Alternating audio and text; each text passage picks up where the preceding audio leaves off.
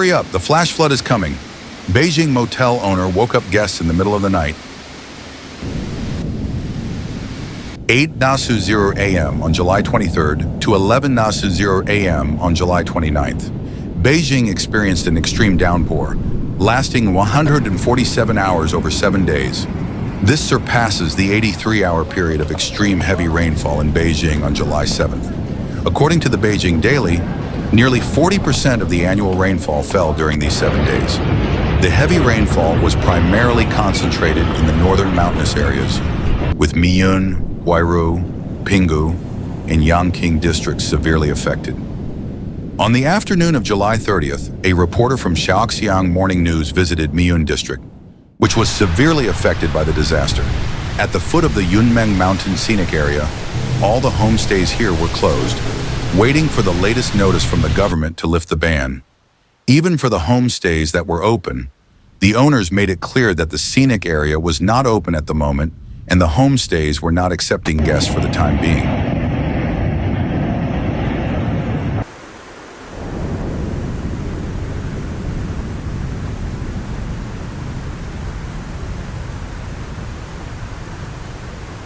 The owner of a B&B by the stream told the Shaoxiang Morning News reporter that at around 10 p.m. on July 26th, heavy rain that continued for several hours caused a flash flood.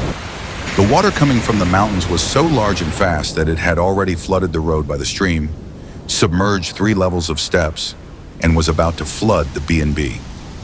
At that time, there were still guests staying at the B&B, and the owner's wife and her grandson, who were only a few years old, were also trapped inside.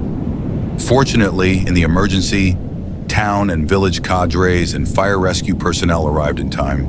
The firefighters used ropes to pull the tourists, the B&B owner's wife, and the child to a higher house.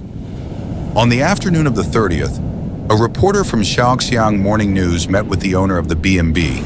Recalling what happened that night, she was still shaken, but thankfully escaped unharmed.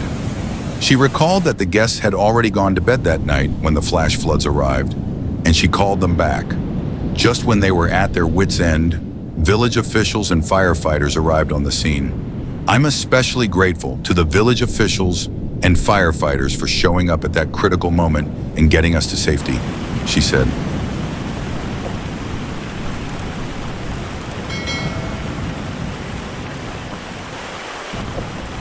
The on-site video provided by the owner of the homestay showed that on the evening of July 26, with the continuous heavy rain, mountain torrents broke out, causing mudslides in many places and damaging roads.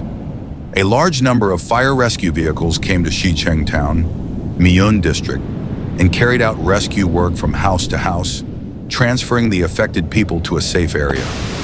The reporter noticed that the stream in front of the B&B flows upstream from the Yunmeng Mountain Scenic Area and flows into the Miyun Reservoir a short distance downstream. The scenic area's official website explains that the Yunmeng Mountain Scenic Area, located in the core area of Yunmeng Mountain and upstream of Miyun Reservoir, comprises the Yunmeng Mountain Scenic Area and the Black Dragon Pond Scenic Area. It combines scenic landscapes, wellness and leisure, outdoor sports, and nature tours. It boasts a 5-kilometer cableway and offers an ideal vantage point for viewing the Miyun Reservoir and the Great Wall ruins. Local homestay operators told reporters that the scenic area is currently temporarily closed and the specific reopening time is subject to government notification.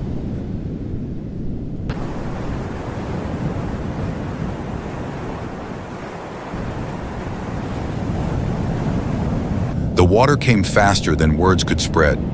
In Miyun and Yangqing, it swallowed roads, homes, lives. By morning, 30 people were confirmed dead. Most were found near collapsed roads or in vehicles buried under mud. Some had tried to flee, others never woke up. One family was pulled from the wreckage of a guest house, only the youngest survived. A delivery driver was found beside his overturned truck, still clutching his phone. Stories too painful to finish, too many to count. For every body recovered, more were missing, people who vanished in the current, names still unanswered. Guests from the motel stood silently at a rescue site, staring at lists posted on shelter walls. Not everyone who left that night made it to safety. The storm didn't ask who was ready.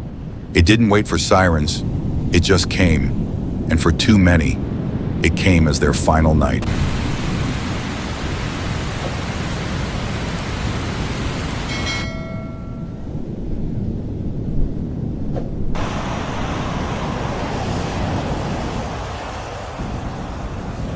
As the floods surged, the city unraveled. Power vanished first. Over 130 villages in northern Beijing went dark. Lights blinked once, then never returned. Generators failed. Elevators froze.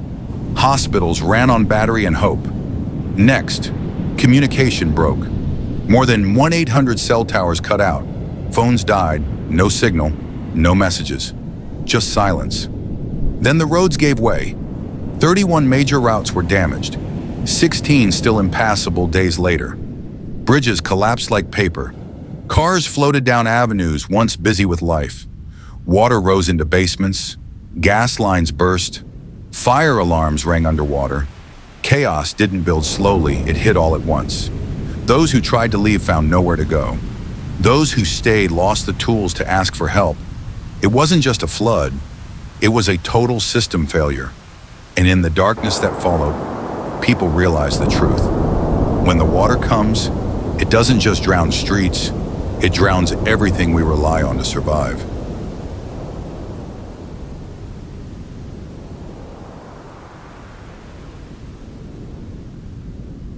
When dawn broke, the city moved sirens, loudspeakers, emergency broadcasts. Evacuation orders were issued, rescue teams deployed. The highest level emergency response declared. But for many, it came too late. In the hours before the rain turned deadly, the warnings were vague. Stay indoors, be alert. No specific call to evacuate, no clear threat communicated. And by the time the flood hit, the streets were already rivers. Still, responders did what they could. Boats cut through alleys, helicopters hovered above rooftops, shelters opened, filling fast with soaked families and silent survivors. Officials praised coordination, promised investigations, promised upgrades, but in motel lobbies and village shelters, the question hung heavy. Why did a motel owner sound the alarm before the state did? The system moved, but the water moved faster, and in that gap, lives were lost, not from nature alone, but from delay, from silence, from not knowing when to run.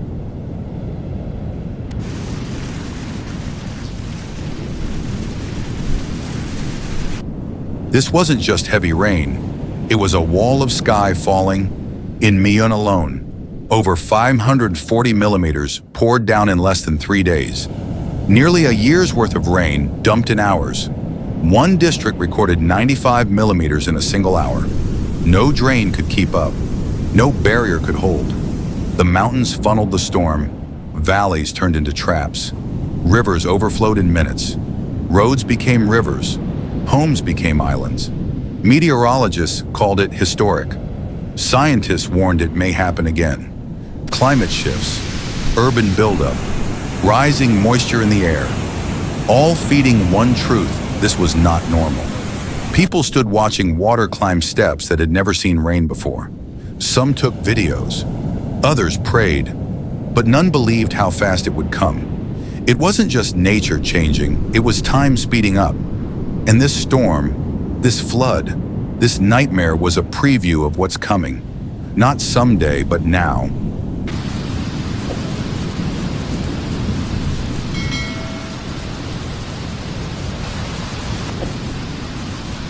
Over 80,000 people were forced to flee, 17,000 from Miyun alone. Families split in the chaos.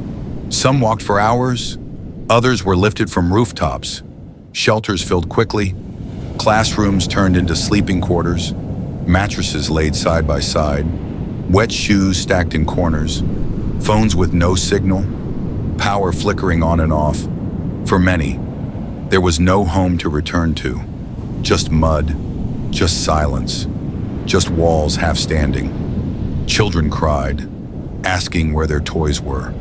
Elders stared out windows, waiting for news that never came. Businesses shuttered, deliveries stopped, roads to recovery blocked literally. Life didn't pause, it shattered. And now, in the slow hours after the storm, survival feels fragile. Food is rationed. Hope is measured in dry clothes and quiet prayers. This isn't rebuilding yet. It's enduring, waiting, breathing through the weight of what's gone, and wondering how long until normal feels possible again.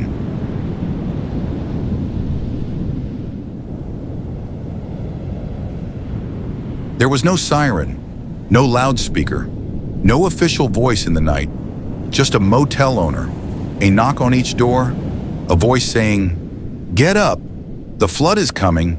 In that moment, it wasn't training that mattered. It wasn't protocol. It was instinct, humanity. A man who refused to sleep while others were in danger.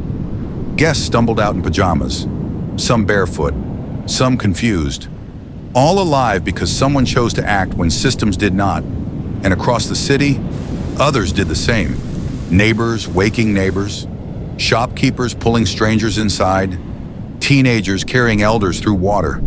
The flood destroyed much, but it also revealed something deeper, that in the face of disaster, it's not always institutions that save us, it's people. With flashlights, with bare hands, with hearts that don't wait for orders. When the next flood comes, alarms will sound, but it may still be a knock in the dark that saves your life.